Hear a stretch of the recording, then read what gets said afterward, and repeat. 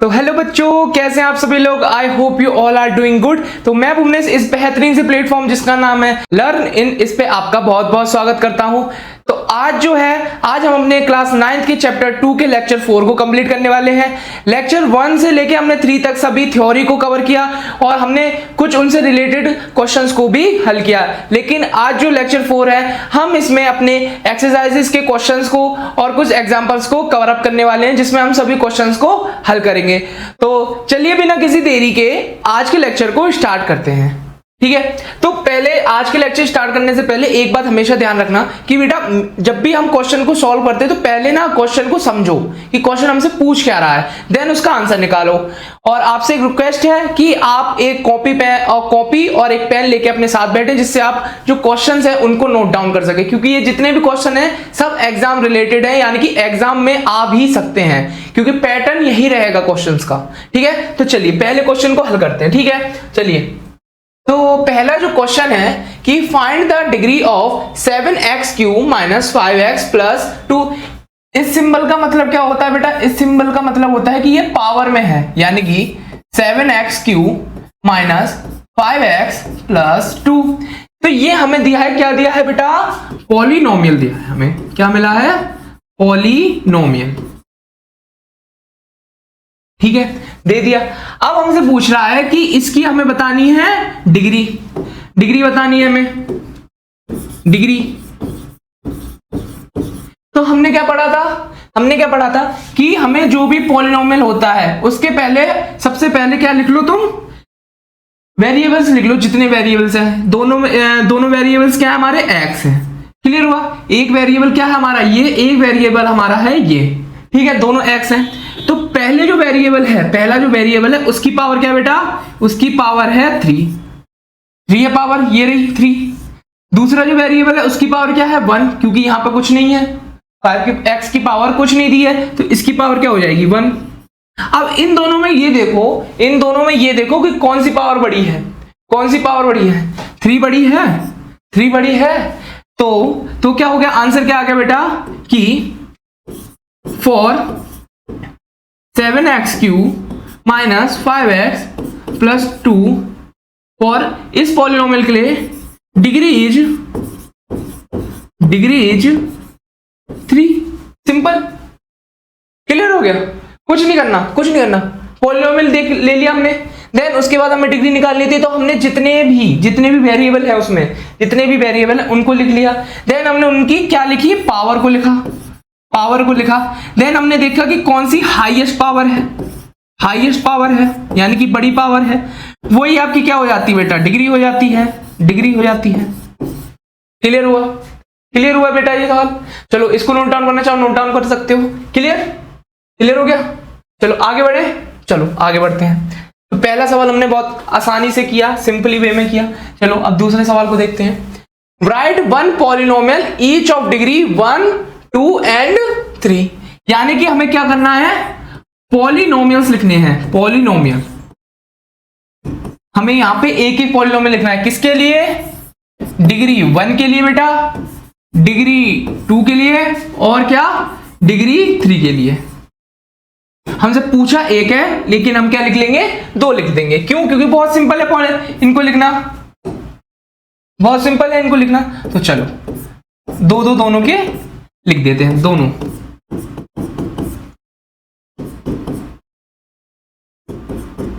ठीक है, चलो डिग्री 1 के लिए क्या है? डिग्री 1 का क्या था कि उसमें जो डिग्री होनी चाहिए, यानी कि हाईएस्ट डिग्री होनी चाहिए, वो होनी चाहिए 1। उसमें हमारा टर्म का कोई वो नहीं होता, यानी कि कोई इंपॉर्टेंस नहीं होता कि टर्म 2 हो, 3 हो, चाहे कितने भी हो, बस जो डिग्री है वो होनी चाहिए 1। तो इसके एग्जांपल्स लिख सकते हो तुम, 2x + 3। अब इसमें टर्म 2 है, लेकिन डिग्री क्या है? 1 है। ऐसे आप एक एग्जांपल और लिख सकते हैं, 5x + 2x + 1। ये भी आपका डिग्री 1 का एग्जांपल हो गया। एक और लिख सकते हैं सिंपल फॉर्म में, 5x ओनली। ये भी क्या है? ये एक टर्म में हो गया, ये 3 टर्म में हो गया, ये 2 टर्म में हो गया। क्लियर हुआ बेटा? क्लियर हो डिग्री 1 के लिए पॉलिनोमियल्स? ठीक है, डिग्री 2 के लिए देख लो। इसमें क्या है कि जो डिग्री है वो 2 होनी चाहिए, यानी कि आप सिंपल वे में ऐसा एग्जांपल लिख सकते हैं, 2x²। 2x², इसको आगे बढ़ाते जाओ, -1 + 2 2x² -1 2x² + 2 2x² + x, ये भी लिख सकते हो। 3 डिग्री में भी देख सकते हो तुम, ठीक है, 3 टर्म में भी देख सकते हो तुम, लाइक 2x² + x + 3। ये भी क्या हुआ, हाईएस्ट डिग्री कितनी है बेटा, हाईएस्ट डिग्री कितनी है, 2 है, तो ये भी किसका एग्जांपल हुआ, डिग्री 2 का। डिग्री 3 के लिए देखते हैं, 4x³ + 2, बहुत सिंपल, बहुत छोटा सा एग्जांपल, 4x³ + 2, डिग्री क्या आ रही है, 3 आ रही है, किसकी, वेरिएबल की आ रही है। क्लियर हो गया, क्लियर हो गया। एक एग्जांपल और देख लेते हैं, 3x³ + 2x + 4, क्लियर हो गया। ये भी, इसमें हाईएस्ट डिग्री कितनी है, 3 है, 3 है। क्लियर हुआ, तो क्लियर हो गया, ये वाला क्वेश्चन भी क्लियर हो गया कि हमने पॉलिनोमियल्स, हमने एक पॉलिनोमियल पूछा था डिग्री 1 का, 2 का और 3 का, लेकिन हमने क्या लिख लिया, दो एग्जांपल्स लिख लिए। क्यों, क्लियर हो गया, क्लियर है। आगे बढ़े, इसको नोट डाउन करना चाहो नोट डाउन कर सकते हो आप। चले, चलो अब देखते हैं अपने क्वेश्चन 3 की तरफ। अब देखते हैं हम क्या, क्वेश्चन 3 कि फाइंड कोएफिशिएंट, क्या करना है हमें बेटा, कोएफिशिएंट पता करना है किसका, x³ का, किसका, x³ का हमें पता करना है, और एंड x² का हमें कोएफिशिएंट पता करना है, किसमें, x4 - 3x³ + 6x² - 2x + 7। बहुत बड़ा पॉलिनोमियल है ये तो। चलो इसको भी कर लेते हैं। तो पॉलिनोमियल हमें क्या मिला है, x4 - 3x³ + 6x² - 2x + 7। तो हमें बेटे ये लिख लिया हमने अपना पॉलिनोमियल, हमने ये पॉलिनोमियल अपना लिख लिया, ठीक है। अब नेक्स्ट स्टेप क्या होगा, नेक्स्ट स्टेप क्या होगा, हमें किस किस के पता करने हैं, x³ का कोएफिशिएंट और x² का कोएफिशिएंट। तो वो टर्म लिख लो पूरा, x³ का क्या है, x³ का है -3x³ और दूसरा हमें बताना x² का, x² का क्या है, पॉजिटिव में 6x², ठीक है। हमें इन दो के बताने हैं, तो अब क्या करेंगे, कुछ नहीं करेंगे। अब ये पकड़ो, वेरिएबल पकड़ा हमने, वेरिएबल पकड़ा। तो कोएफिशिएंट का मतलब क्या होता है, वेरिएबल के साथ चिपका नंबर, क्लियर हुआ, सिंपल फॉर्म में। तो जो वेरिएबल के साथ चिपका हुआ नंबर होता है वो हमारा क्या कहलाता है बेटा, कोएफिशिएंट, हमने पढ़ा भी था। तो इसका कोएफिशिएंट क्या होगा, -3। हमेशा ये ध्यान रखना, कोएफिशिएंट आपके साइन के साथ आएगा, तो -3x³ का कोएफिशिएंट हो गया, x³ का कोएफिशिएंट आ गया -3। क्लियर हुआ, x³ का निकाल लिया, x² का निकालते हैं ऐसे। तो बेटा x² का कोएफिशिएंट क्या आ जाएगा, +6, यानी कि ओनली 6 भी लिख सकते हो। क्लियर हुआ ये वाला, ये दोनों सवाल क्लियर हो गए तुम्हें, x³ का कोएफिशिएंट और x² का कोएफिशिएंट। क्लियर हुआ, क्लियर। चलो आगे बढ़ते हैं, ठीक है। चौथा सवाल हमसे कह रहा है फाइंड कोएफिशिएंट ऑफ z इन, हमें इसमें z का कोएफिशिएंट बताना है बेटा, z का कोएफिशिएंट बताना है, किसमें, 4z³ + 5z² - 11। अब बारी आती है कि इसमें zq और z² है, z तो है ही नहीं, तो इसका मतलब क्या होगा बेटा, आप दोनों z के बारे में बता दो, zq के बारे में बता दो और z² के बारे में बता दो, क्योंकि हमसे एक पर्टिकुलर पावर वाले वेरिएबल की नहीं पूछी है। अगर ये हमसे पूछता कि बेटा z² की हमें बता दो, z² का हमें बता दो, तो हम क्या बता देते, +5, यानी कि ओनली 5। क्लियर हो गया। तो हमसे z के पूछ रहा है ना, तो हम दोनों वेरिएबल के बता देंगे, यानी zq का भी बता देते हैं और z² का भी बता देते हैं। हो जाएगा, बिल्कुल हो जाएगा। तो 4zq में z का कोएफिशिएंट क्या होगा बेटा, 4 होगा, ठीक है। zq का क्या होगा, 4 होगा, यानी कि z का यहाँ पे 4 है, ठीक है, क्लियर।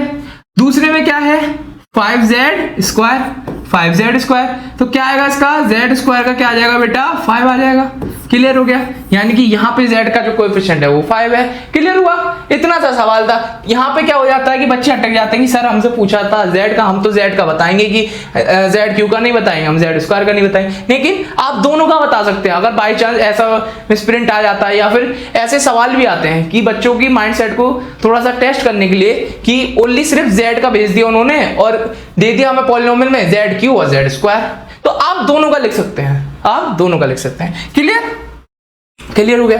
चले नेक्स्ट पे चले, इसको नोट डाउन कर लें। चलो नेक्स्ट पे चलते हैं। Find constant term of 9x cube plus 5x square minus 8x minus 10। चलो पहले इसको लिख लो, पहले पॉलिनोमियल को लिखो अपने, 9x cube plus 5x square minus 8x minus 10। ये हमने लिख लिया पॉलिनोमियल, ये हमने पूरा पॉलिनोमियल हमारा लिख दिया। ठीक है, अब हमसे पूछ रहा है कि कांस्टेंट टर्म बताओ, कांस्टेंट टर्म, कांस्टेंट टर्म बताओ, कांस्टेंट टर्म। तो हमने कांस्टेंट टर्म में क्या पढ़ा था कि कांस्टेंट टर्म में हमने क्या पढ़ा था। तो फर्स्टली हम कांस्टेंट को समझते हैं कि जिनकी वैल्यू फिक्स है, जिनकी वैल्यू फिक्स है कांस्टेंट में। कांस्टेंट क्या था, जिनकी वैल्यू फिक्स है। और टर्म क्या था, टर्म क्या था कि कांस्टेंट होना चाहिए, ओनली कांस्टेंट, ओनली कांस्टेंट होना चाहिए। और किससे जुड़ा होना चाहिए, वो जुड़ा होना चाहिए मैथमेटिकल ऑपरेशन, यानी कि प्लस माइनस डिवाइड सब्ट्रैक्शन, ठीक है, प्लस माइनस मल्टीप्लिकेशन और अपने डिवाइड से, डिवाइड इन मैथमेटिकल ऑपरेशन से वो जुड़ा होना चाहिए। तो यहाँ पे आप देख पा रहे हैं, इस पॉलिनोमियल में देख पा रहे हैं, ये तो एक टर्म है। ये कौन सा टर्म है बेटा, constant into variable, c dot v, constant into variable term है। सेम ये भी एक कांस्टेंट इनटू वेरिएबल टर्म है, सेम ये भी एक कांस्टेंट इनटू वेरिएबल टर्म है। लेकिन ये जो है -10 जो है, -10 ये क्या है, ओनली कांस्टेंट है, यानी कि ओनली नंबर है। तो क्या हो जाएगा, तो क्या हो जाएगा कि जो हमारा -10 जो है वो क्या है आपका बेटा, constant term, constant term. Clear हो बेटा, क्लियर हो ये वाला, ये जो -10 है वो आपका कांस्टेंट टर्म होगा। ये सभी इंपॉर्टेंट क्वेश्चन है, इनको नोट डाउन और करते जाएं और इनको डिटेल में समझते जाएं। ठीक है, एक एक शब्द को समझे इसके। क्लियर हुआ बेटा, ये वाला सवाल क्लियर हुआ। चलो आगे बढ़ते हैं, आगे क्या समझते हैं। Find value of 5x minus 3 for x equal 0, -1, 2। यानी कि हमें तीन वैल्यूज में वैल्यू पता करनी है, किसकी, इस पॉलिनोमियल की, इस पॉलिनोमियल की। एक बार क्या रखना है हमें, x बराबर 0, एक बार क्या रखना है x बराबर -1, एक बार हमें क्या रखना है x बराबर 2। ठीक है, क्लियर हो गया, क्लियर हुआ। तो चलो करते हैं इसको। तो पॉलिनोमियल ऑफ x हमें मिला है बेटा 5x माइनस 3, देन हमें x की वैल्यू क्या मिली है, 0। तो 0 इसमें पुट अप कर देंगे तो क्या आ जाएगा, P0 इक्वल 5 इंटू 0 माइनस 3। तो 5 इंटू 0 क्या हो जाएगा, 5 इंटू 0 हो जाएगा 0 माइनस 3। तो आंसर क्या आया आपका, P0 का बेटा आया आंसर -3। तो ये आपका आंसर है। जब हम x बराबर 0 रखेंगे, x बराबर 0 हम रखेंगे तो हमें मिलेगा -3। अब बारी आती है -1 पे। तो Px हमें मिला है 5x माइनस 3। ठीक है, तो P -1, ठीक है, -1 ही है। P -1 पे क्या वैल्यू आ जाएगी बेटा, 5 इंटू -1 -3। ठीक है, तो 5 बन जा 5, तो माइनस के 5 माइनस के 3। तो माइनस माइनस क्या होता है बेटा, माइनस माइनस हो जाता है प्लस। तो 5 + 3 कितना हुआ, -8। साइन माइनस का ही आएगा। तो ठीक है, P -1 की वैल्यू आ गई हमारी, P -1 की जो वैल्यू आई वो आई -8। कि जब हम x इक्वल -1 रखेंगे किसमें, इस पॉलिनोमियल में, तो हमारी वैल्यू क्या आ जाएगी, -8। क्लियर हुआ। अब x बराबर 2 रखने पर तो Px बराबर 5x माइनस 3। तो P2 हमसे पूछ रहा है, P2 क्या आ जाएगा, 5 इंटू 2 माइनस 3। ठीक है, क्लियर हो गया। 5 2 जा 10 -3। तो 10 - 3 कितना हुआ बेटा, 10 - 3 7। तो हमारा P2 की जो वैल्यू आई, P2 की जो वैल्यू आई वो आई 7। क्लियर हो गया। तीनों क्वेश्चन हमने कर दिए कि x बराबर 0 पे क्या वैल्यू है, x बराबर -1 पे क्या वैल्यू है और x बराबर 2 पर क्या वैल्यू आएगी, किसकी, पॉलिनोमियल की। क्लियर हो गया, ये सवाल भी क्लियर हो गया। नोट डाउन करना चाहे नोट डाउन कर लें सब बच्चे। क्लियर हुआ, चलो आगे बढ़ते हैं, आगे बढ़े। क्लियर हुआ, क्लियर हुआ, चलो आगे के सवाल देखते हैं। क्या सवाल है आप कि find value of 7s square minus 4s plus 6 for s equal 4। यानी कि हमें जो पॉलिनोमियल मिला है, पॉलिनोमियल ऑफ x नहीं होगा बेटा, यहां पे क्या होगा अब, पॉलिनोमियल ऑफ s। ठीक है, पॉलिनोमियल ऑफ s, क्योंकि पूरा पॉलिनोमियल किसके लिए वेरिएबल क्या आ रहा है, s आ रहा है। ठीक है, तो 7s square minus 4s plus 6, तो हमें s बराबर 4 रखना है।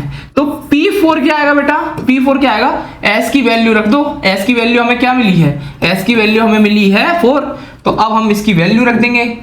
ठीक है, चलो वैल्यू रखते हैं। तो 7 इंटू 4 का स्क्वायर माइनस 4 इंटू 4 प्लस 6। ठीक है, तो 7 इंटू 4 जा 16 माइनस 4 जा 16 प्लस 6। क्लियर हुआ, तो 7 इंटू 16 कितना हुआ बेटा, 7 इंटू 16 कितना हुआ, तो 7 इंटू 16 आपका आ गया 112, यानी कि 112। क्लियर हुआ, फिर माइनस 16 प्लस 6। क्लियर हो गया, अब इसको सॉल्व कर लो। इसको सॉल्व करेंगे तो क्या आएगा, 112 प्लस 6 कितना हुआ, 118 माइनस 16। तो आपका जो आंसर आएगा, आपका आंसर आएगा P4 का जो आंसर आ जाएगा बेटा, वो आ जाएगा आपका आंसर, आपका आ जाएगा 102। ठीक है, क्लियर हुआ, तो बेटा P4 का जो आपका आंसर आया वो आया आपका 102। क्लियर हुआ, क्लियर हुआ। हमने क्या करा, हमने क्या करा, पहले पॉलिनोमियल लिखा, फिर हमने s बराबर हमें 4 वैल्यू दी है, हमने वैल्यू निकाली है P4 रख के। ठीक है, P4 रख के। क्लियर हो गई, ये भी क्लियर हो गया सवाल। चलो अब आगे बढ़ते हैं, एक और सवाल करते हैं, एक सवाल और, फिर हम करेंगे एनसीईआरटी वाले। ये भी सभी एनसीईआरटी के, ये आपकी चैप्टर वाइज ही हैं आपके, ये सभी एनसीईआरटी के ही सवाल हैं। ठीक है, क्लियर है। अब क्या करना है, एवल्यूट 4x प्लस 9, यानी कि px हमें फिर दे दिया गया है 4x प्लस 9। ठीक है, तो हमें x बराबर -2 एंड 5 रख के वैल्यू पता करनी है, यानी कि फिर से हमें वैल्यू ऑफ पॉलिनोमियल निकालना है। तो px बराबर हमें क्या मिला है बेटा, 4x minus 9, 4x plus 9। Clear हुआ, तो हमें px मिला है 4x प्लस 9, तो हमें x की वैल्यू -2 रखनी है, x की वैल्यू -2 रखनी है। तो p -2 की वैल्यू आ जाएगी 4 इंटू -2 प्लस 9, 4 2 जा 8, तो -8 प्लस 9, तो आपका आंसर क्या आ जाएगा 1। p -2 की जो वैल्यू आएगी बेटा वो आपकी आ जाएगी 1। क्लियर हुआ ये वाला, क्यों 1 क्यों आई, क्योंकि -8 है और प्लस 9 है, तो प्लस 9 बड़ा है, प्लस 9 बड़ा है, तो प्लस माइनस माइनस होगा, तो 9 माइनस 8 होगा। क्लियर, लेकिन साइन किसका आएगा, बड़ी वाली नंबर का, यानी कि 9 का। क्लियर हो गया, चलो अब रखते हैं x बराबर 5, तो px बराबर 4x प्लस 9, तो x बराबर हमें क्या रखना था 5, तो p5 की वैल्यू आएगी बेटा, p5 की वैल्यू 4 इंटू 5 प्लस 9, 4 इंटू 5, 5 4 जा 20 प्लस 9, तो आपका p5 की वैल्यू क्या आ गई बेटा, p5 की वैल्यू आ गई आपकी 29। क्लियर हुआ, ये भी क्लियर हुआ। आज वैल्यू ऑफ पॉलिनोमियल वाले सवाल क्लियर हो गए होंगे ज्यादातर, क्योंकि हमने ज्यादातर वही करे हैं। क्लियर हुआ, चलिए अब आते हैं अपने क्वेश्चन से, अब आते हैं अपने इंपॉर्टेंट क्वेश्चन। ये मेनली एग्जाम से रिलेटेड क्वेश्चन है, बहुत ही इंपॉर्टेंट क्वेश्चन है, सब थ्योरेटिकल है, इनको बस समझना है। ठीक है, बहुत ही डिटेल से समझेंगे इनको, बहुत ही डिटेल से एक एक क्वेश्चन को समझेंगे। ठीक है, तो क्या है पहला क्वेश्चन, कि the present age of Salil's mother is 3 times Salil's present age, Salil's present age, यानी कि उसकी माँ की जो एज की वैल्यू है वो क्या है, 3 टाइम्स है, 3 टाइम्स है, किससे, सालिल की प्रेजेंट एज से। यानी कि हमें मानना होगा, इसमें लेट वाले सवाल आ गया कि माना हमने लेट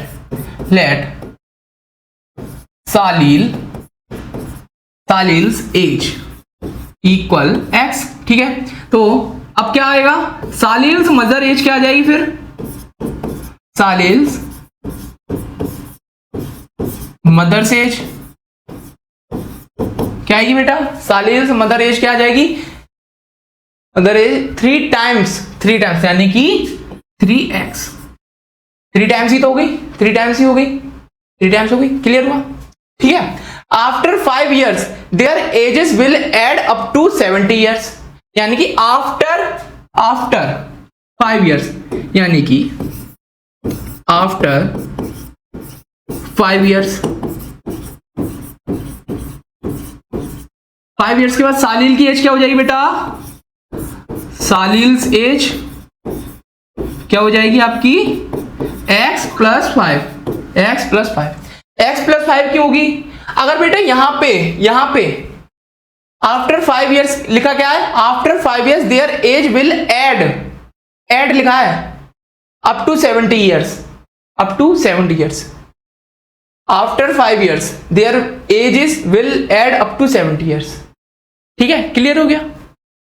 यहां पे बेटा x + 5 क्यों होगा, क्योंकि हमें दिया है आफ्टर 5 years ऐड होगा, क्यों होगा, क्योंकि ये अगर ये लिखा होता है कि इसमें दिया होता है, ये सब कैसे है, केस स्टडी क्वेश्चन है, इसमें दिया होता कि आफ्टर 5 years इन दोनों की एज क्या हो जाएगी, 5 टाइम्स हो जाएगी, 2 टाइम्स हो जाएगी, 3 टाइम्स हो जाएगी, जैसे ऊपर दे दिया था हमें, सालिल्स मदर एज हमें दी थी, क्या दी थी, 3 टाइम्स, ठीक है। तो अब इससे क्या होगा, अब क्या होगा, सालिल्स मदर एज क्या हो जाएगी, सालिल्स मदर एज क्या हो जाएगी बेटा, मदर एज हो जाएगी, क्या हो जाएगी, 3x + 5।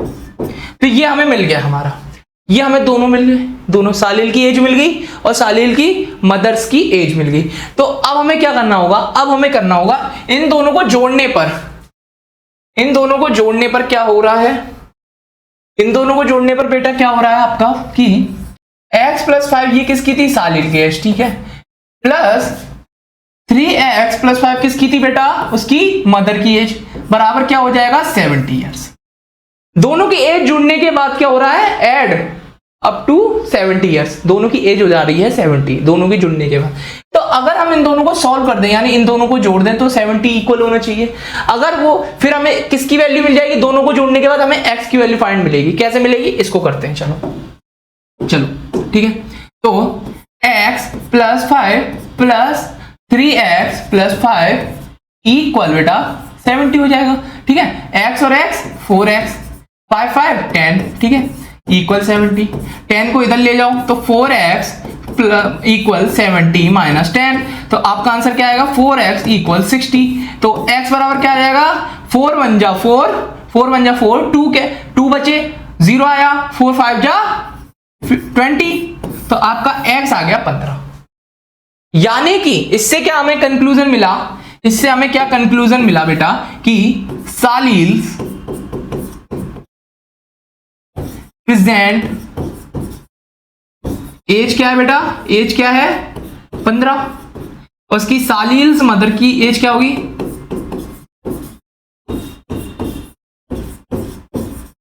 3 टाइम्स थी, यानी 3x थी, तो 3 × 50, तो सालिल्स की मदर की एज क्या आ जाएगी 45। तो आफ्टर 5 years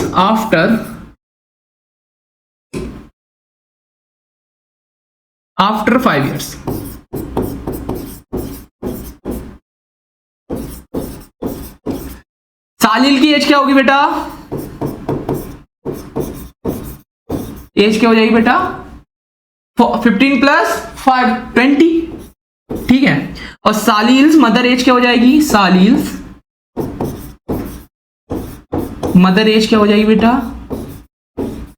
45 + 5 यानी कि 50, हो जाएगी नहीं हो जाएगी। अब ये वाली इक्वेशन इसमें चेक करके देखते हैं, दोनों का एडिशन क्या था, 70 आना चाहिए था, एडिशन क्या आना चाहिए था, 70 आना चाहिए था। तो 20 + 50 कितना आ रहा है, 5 + 2 = 7, तो 70 आ रहा है। यही हमारा क्वेश्चन था, क्लियर हुआ। तो इस क्वेश्चन को हम कैसे करेंगे, पहले हम सालिल की एज को मानेंगे कोई कोई वेरिएबल मानेंगे। तो x हमने माना, उसकी मदर की एज हमें दी थी कि 3 टाइम्स है तो 3x हो गया। आफ्टर 5 इयर्स क्या होगा कि हम ऐड कर देंगे, 5 प्लस ही तो होगी।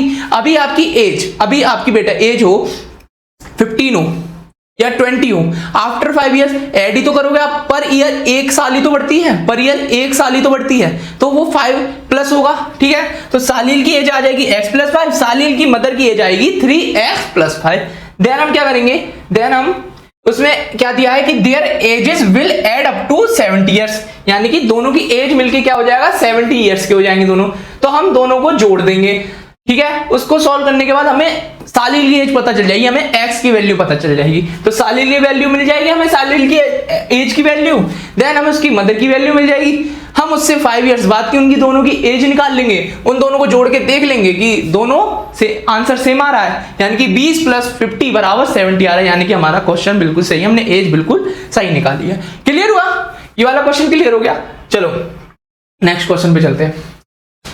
The difference between two positive integers is 63. Their ratio of the two integers is 2:5. Find the two integers. Clear? इसको भी लेट वाले की तरह ही करना है, इसको भी लेट की तरह करना है। जितने भी अब सवाल हैं सब लेट वाले हैं। ठीक है, तो लेट फर्स्ट, ठीक है, फर्स्ट पॉजिटिव इंटीजर। ठीक है, इंटीजर, पहला इंटीजर क्या होगा, ये हमें जो मिला है, ये हमें एक पॉइंट मिला है, की पॉइंट मिला है, तो 2:5 मिला ना, तो हम पहला इंटीजर लेंगे 2, यानी कि 2x। अब 2x क्यों लेंगे, हमें पता तो नहीं है, तो हम लेट ही तो कर रहे हैं, तो माना हमने 2x है, कोई इंटीजर हमने माना कि 2x है, क्योंकि हमें रेशियो मिला है, रेशियो किसी वजह से ही तो मिला होगा। वो वजह ये है कि पहला जो मिलेगा हम 2x लिख लेंगे, और दूसरा जो है सेकंड पॉजिटिव इंटीजर क्या हो जाएगा 5x। क्लियर हुआ बेटा। चलो अब क्या दे रहा है हमें, हम क्या दे रहा है अब क्या दे रहा है बेटा, the difference between two positive integer. Difference क्या है हमें कि 63 आ रहा है, तो क्या होगा, तो इससे हमें क्या मिल जाएगा कि 5x माइनस 2x हमें मिल जाएगा 63। क्लियर हो गया। तो इसको आप सॉल्व कर लेंगे, तो 5x माइनस 2x क्या हो जाएगा हमारा 3x बराबर 63।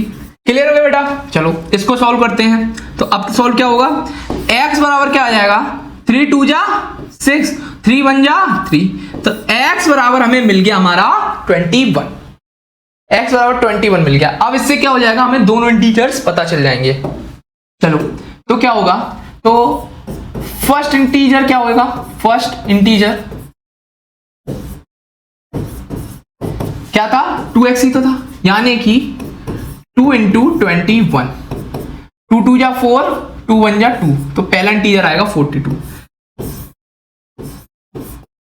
सेकंड इंटीजर, क्लियर हुआ, सेकंड इंटीजर क्या होगा 5x होगा। ठीक है, तो 5 × 21, 5 2 जा 10, 5 1 जा 5, 5 1 जा 5, 5 2 जा 10, तो एक इंटीजर आया हमारा 105 और एक इंटीजर आया हमारा 42। क्लियर हुआ। अब दोनों को चेक कर लें, क्या था चेक करने के लिए कि दोनों का जो डिफरेंस है वो क्या आ रहा था 63 आ रहा था, 42 बराबर आना चाहिए था 63। इसको माइनस में करो, 105 माइनस 42, 5 माइनस 2 कितना बचा 3, इधर 0 है, 0 से नहीं जाएगा तो इधर कैरी लेंगे, तो ये क्या हो जाएगा 10 हो जाएगा, 10 माइनस 4 कितने बचे बेटा 6, 63 आया, तो 63 = 63। तो ये जो हमारा आया इक्वल आया, यानी कि हमारे जो इंटीजर्स हैं वो सही है। क्लियर हो गया ये वाला, क्लियर हुआ। तो इसमें क्या करा था हमने बेटा, इसमें हमने फर्स्ट पॉजिटिव इंटीजर मारा हमारा 2x, इसमें हमने फर्स्ट जो पॉजिटिव इंटीजर हमने लिया वो लिया 2x, सेकंड क्या लिया 5x, दोनों का सब्ट्रैक्शन कराया, यानी कि माइनस करा के हमने इक्वल दे दिया 63 है, क्योंकि ऊपर दिया है कि दोनों का डिफरेंस का मतलब क्या होता है माइनस, और हमें रेशियो मिला था जिससे हमने ये इंटीजर्स हमारे पता करे थे, यानी कि माने थे। क्लियर हुआ?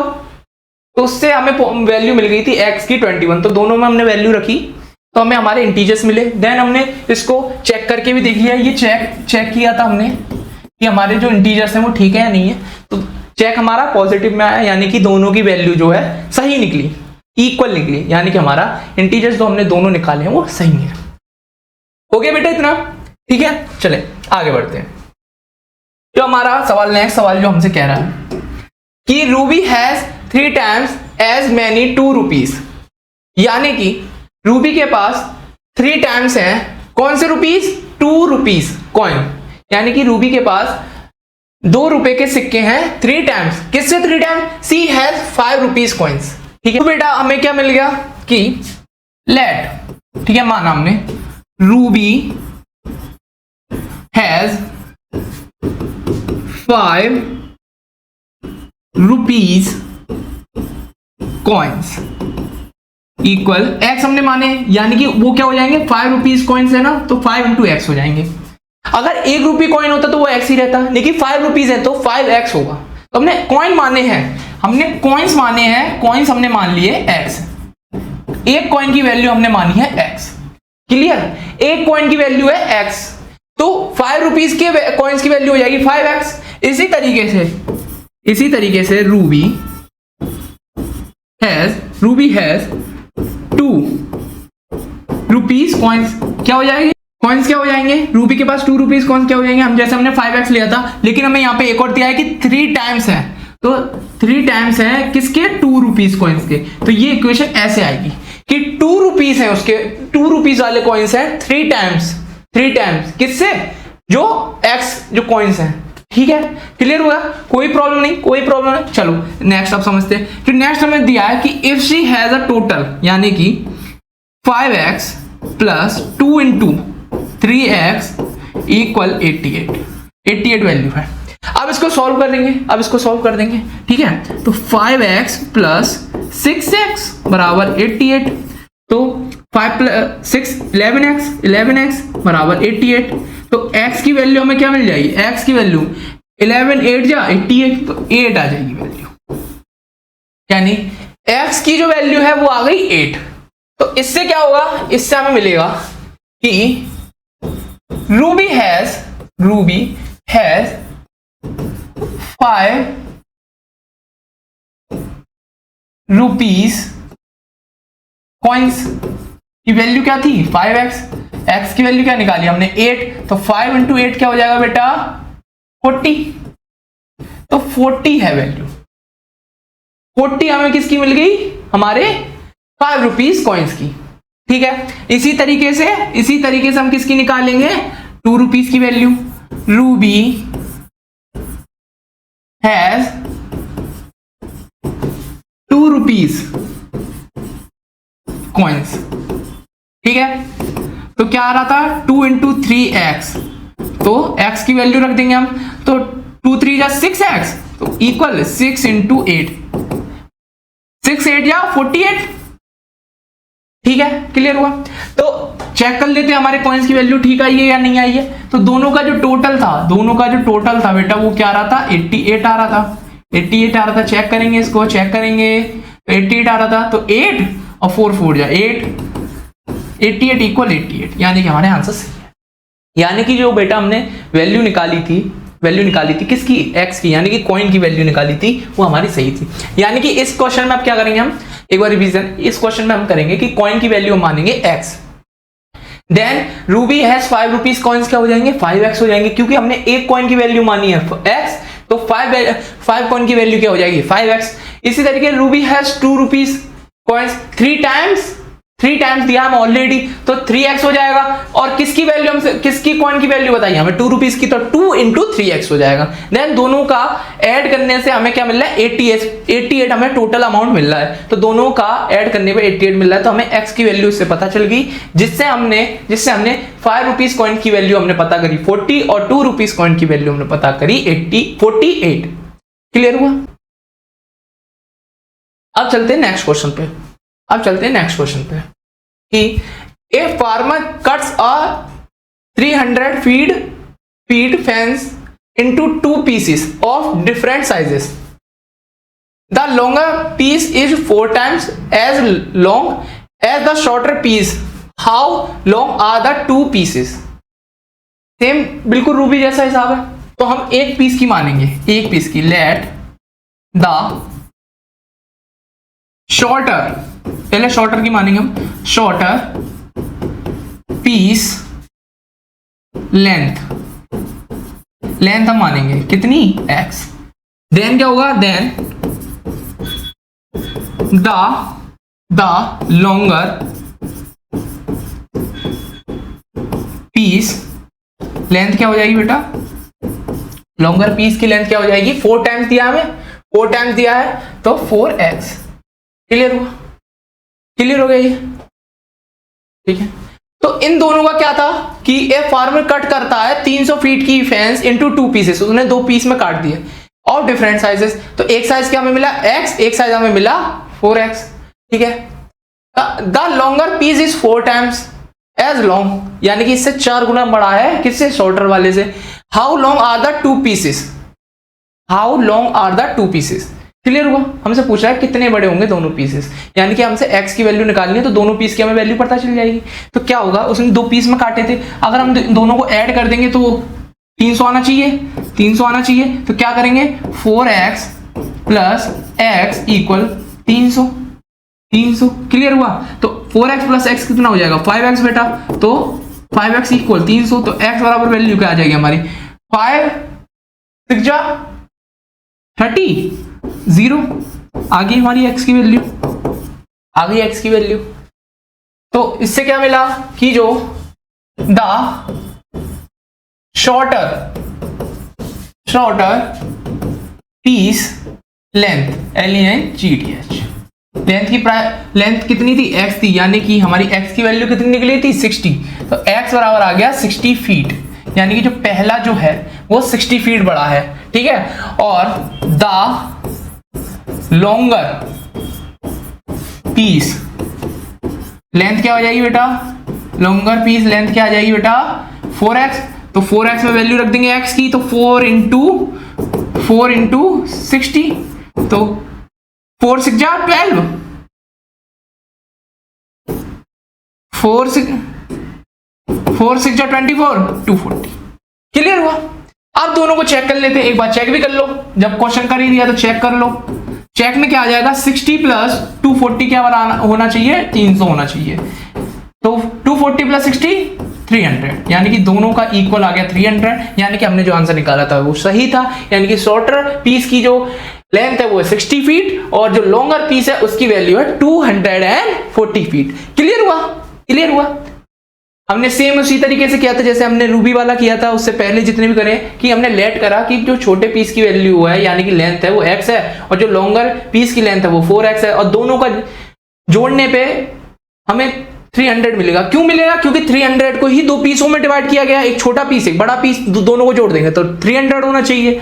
देन हमने दोनों को हल किया, क्या हमें आंसर मिला, हमारा x की वैल्यू हमें 60 मिली, यानी कि हमें पहले की 60 मिल गई और दूसरे की हमें 240 मिल गई। क्लियर हुआ ये वाला भी सवाल। चलो अब इस सवाल को देखते हैं, ये थोड़ा सा ट्रिकी है तो इसको बहुत ध्यान से देखना, इसमें एक फॉर्मूला भी लगना है तो इसलिए इसको बहुत ही ध्यान से देखना, ठीक है। पूरा बोर्ड पे ध्यान दो। If the length of a rectangle is 3 more than twice its width, कहा था इसमें बहुत समझने वाली चीज है, बहुत समझने की है कि हमें क्या दिया है। तो क्वेश्चन को समझेंगे बेटा, क्वेश्चन को समझेंगे कि if the length of a rectangle is 3 more than twice its width and its perimeter is 24 centimeter, what is the dimensions of the rectangle। बहुत ही छोटा सा बहुत ही क्लियर सवाल है, इसको थोड़ा सा दिमाग लगाने वाली बात है कि लेट मानेंगे, let the width of the rectangle is x centimetre. Clear, बिल्कुल क्लियर। हमने क्या माना, विथ माना। अब आप कहेंगे कि सर हम तो लेंथ मानते क्योंकि हमसे लेंथ पहले पूछा है, हमसे लेंथ की कही है, पहले लेंथ की कही है, लेकिन उसके लिए हमें विथ क्यों निकालनी पड़ी, क्योंकि हमें जो दिया है कि जो लेंथ है वो क्या है 2 टाइम्स है मोर देन 3, यानी कि इसमें देखो ये समझो, इसमें ये देखो ये समझो कि जो रेक्टेंगल की लेंथ है वो क्या है 3 more than twice, 3 more than twice, यानी कि कैसे होगा, the with, the length of the rectangle क्या आ जाएगी बेटा, 3 मोर देन ट्वाइस, यानी कि 2i प्लस 3, यही तो होगा बेटा, यही तो होगा कि 2 टाइम्स प्लस 3 मोर, यानी कि 3 मोर प्लस ट्वाइस, क्लियर हुआ, 3 मोर प्लस ट्वाइस, क्लियर हो गया। या आप इसको ऐसे लिख सकते हो 3 मोर प्लस ट्वाइस, ये भी सही है, ये भी सही है, ये भी है, ये भी है, क्लियर हो गया। चलो तो अब हमें क्या मिलता है, जो पैरामीटर का होता है, the parameter of rectangle, rectangle का फॉर्मूला क्या होता है बेटा, पैरामीटर ऑफ रेक्टेंगल कि ट्वाइस लेंथ प्लस विड्थ बराबर, जो हमें पैरामीटर मिला है वो कितना मिला है हमें बेटा, 24 सेंटीमीटर, 24। इसको सॉल्व कर लेंगे हम, इसको सॉल्व करेंगे, क्यों करेंगे, इसकी जो हमें लेंथ और विड्थ हमने निकाली है उससे, तो ट्वाइस, ठीक है, 2 इंटू लेंथ हमें क्या मिली है, 2x प्लस 3 प्लस विड्थ कितनी मिली हमें, x बराबर 24। इसको सॉल्व करेंगे तो 2 into 2x plus 3 plus x equal 24, clear हो बेटा। तो 2 इंटू 2x प्लस x कितना हो गया, 3x प्लस 3 इक्वल 24, क्लियर हो गया, क्लियर हो गया बेटा। तो 2 इंटू 3 कितना होगा, 2 3 जा 6x प्लस 2 3 जा 6 बराबर 24, क्लियर हुआ। तो 6x बराबर क्या आ जाएगा, 6 माइनस करेंगे 24 में से 18, तो x बराबर क्या आ जाएगा 3, x बराबर 3। यानी कि इससे क्या कंक्लूजन मिला, इससे क्या कंक्लूजन मिला हमें बेटा कि रेक्टेंगल की विड्थ कितनी आ गई, विथ x थी, विड्थ तो कितनी आ गई 3 सेंटीमीटर, और हमारी जो लेंथ आई, लेंथ क्या आई बेटा, वो आई 2x प्लस 3, यानी कि x की वैल्यू रखो इसमें, तो 2 इंटू 3 प्लस 3, तो 2 3 जा 6 प्लस 3, ठीक है ना, तो 6 प्लस 3 इक्वल टू 9। तो हमारी विड्थ मिल गई हमें 3 सेंटीमीटर और लेंथ मिली हमें 9 सेंटीमीटर। चेक करना है, इसको चेक करना है, चलो चेक करते हैं, चेक भी कर देते हैं। चलो तो इन दोनों का 2 गुना क्या है, 24 आ रहा है आंसर, पैरामीटर आ रहा है, तो 3 9 जा प्लस करना है बेटा, प्लस करना है, 3 प्लस 9 कितना हुआ इन दोनों का, तो 3 प्लस 9 क्या हुआ बेटा, 3 प्लस 9 हो गया हमारा 12 इक्वल 24, तो 12 2 जा 24 बराबर 24। तो ये हमारा चेक भी हो गया, हमारा आंसर ठीक है, ये हमने चेक करा था। क्लियर हो गया बेटा, क्लियर हुआ, क्लियर हुआ, ये सवाल भी क्लियर हो गया कि हमने पहले क्या माना, विड्थ को माना, ठीक है, और हमें क्वेश्चन में दिया है कि जो लेंथ है वो 3 मोर है, किससे, ट्वाइस से, किससे, लेंथ से, यानी कि वो लेंथ से क्या है 3 more than twice, 3 more than twice, ठीक है। तो जो पैरामीटर ऑफ रेक्टेंगल का फॉर्मूला होता है वो होता है 3 इंटू एल प्लस विड्थ, यानी कि 2 इंटू लेंथ प्लस विड्थ बराबर, जो हमें पैरामीटर मिल गया, हमें ऑलरेडी मिला था, वो मिला था क्या 24, तो हमने इसमें वैल्यूज रखी जिससे हमें x की वैल्यू मिल गई। x जो हमारी थी वो क्या थी, विड्थ, और लेंथ क्या थी हमारी 2x प्लस 3, यानी कि हमारी 9। हमने चेक करा, दोनों का आंसर जो आया वो आया 24 इक्वल 24, तो यानी कि ये क्वेश्चन बिल्कुल ठीक है। चलिए नेक्स्ट क्वेश्चन पे चलते हैं। तो ये एक क्वेश्चन है, ये क्वेश्चन है, आप मुझे ये कमेंट सेक्शन में इसका आंसर बताएंगे। Right a polynomial of degree 3, यानी कि D2, यानी कि D3 कि हमें एक पॉलिनोमियल बताना है आपको D3 जिसमें डिग्री होनी चाहिए 3 in the variable x, variable क्या लगेगा उसमें, x वेरिएबल लगेगा, क्लियर हुआ। In which the coefficient of x square, उसमें x स्क्वायर होना चाहिए, x क्यूब भी होगा और x स्क्वायर भी होना चाहिए, उसका वेरिएबल, उसका कोएफिशिएंट क्या होना चाहिए, -7, क्लियर हुआ। एक मैं बता दे रहा हूं इसके लिए, एक मैं बता दे रहा हूं, एक आप कमेंट सेक्शन में बताएंगे, ठीक है।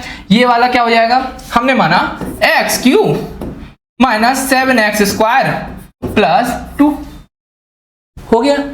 D डिग्री 3 है, वेरिएबल x है, x स्क्वायर का कोएफिशिएंट -7 है, क्लियर हुआ। ये इसका आंसर हो गया, एक आंसर आप मुझे कमेंट सेक्शन में इसका बताएंगे, ठीक है। ठीक है, कमेंट सेक्शन में मुझे इसके लिए एक आंसर और बताएंगे।